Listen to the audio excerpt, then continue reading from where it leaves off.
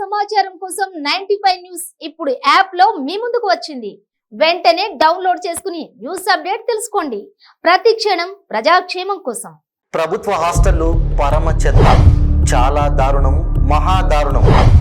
దాదాపు 8 లక్షల పైచిలుకు విద్యార్థినులు తెలంగాణ రాష్ట్ర ప్రభుత్వం కల్పించిన వసతి గృహాలు, సోకాల్డ్ హాస్టళ్లు, గురుకుల పాఠశాలలు అలియాస్ రెసిడెన్షియల్ స్కూళ్లలో చదివే బహుజన కుటుంబాలకు చెందిన విద్యార్థులు అన్నమో రామచంద్ర అని విలపిస్తూ కలుషితమైన పురుగులు, నానా విషకల్మష భోజనం చేసి రోగాలు పాల్కావడం మహాదారుణం, చాలా దారుణం.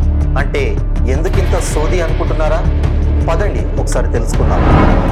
ప్రతి మనిషి ఇంట్లో వంట ఇండ్లు ప్రభుత్వాలు ఆశ చూపే డబుల్ బెడ్రూమ్ల కంటే లేదా కొంత చిన్నగా, ఒకంత సన్నగా ఉంటాయి.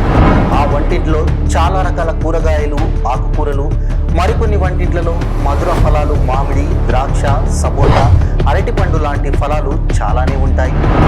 మన ఇంట్లో పిల్లలకు ఇంతటి పోషకాలు ఉన్న ఆహారం అందిస్తున్నాం కదా.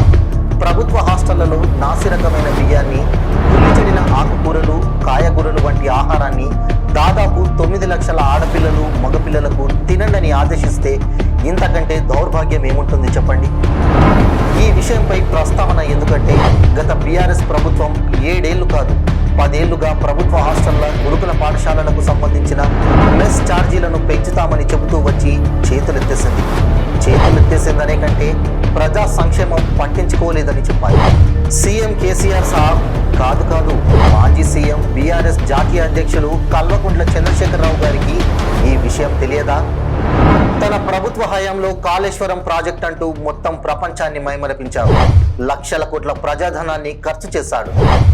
మెస్ ఛార్జీలు పెంచితే హాస్టళ్లు, గురుకుల పాఠశాలల్లో పౌష్టికాహారం, చికెన్ కానీ, గుడ్లు కానీ సమయానుసారంగా వారం అందుతోంది.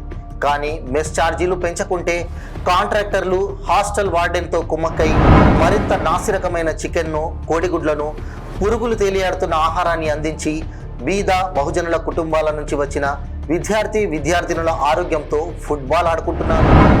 ఈ దుస్థితి నుంచి లక్షలాది మంది పేద విద్యార్థులు ఆశ్రయించి చదువుకుంటున్న ప్రభుత్వ హాస్టళ్లు, గురుకుల పాఠశాలలను ప్రక్షాళన చేయాలని విద్యార్థులే కాదు వారి తల్లిదండ్రులు కూడా కోరుకుంటున్నారు. కొత్తగా కొలువైన రేవంత్ రెడ్డి కాంగ్రెస్ ప్రభుత్వానికి ఇదే మా మనవి.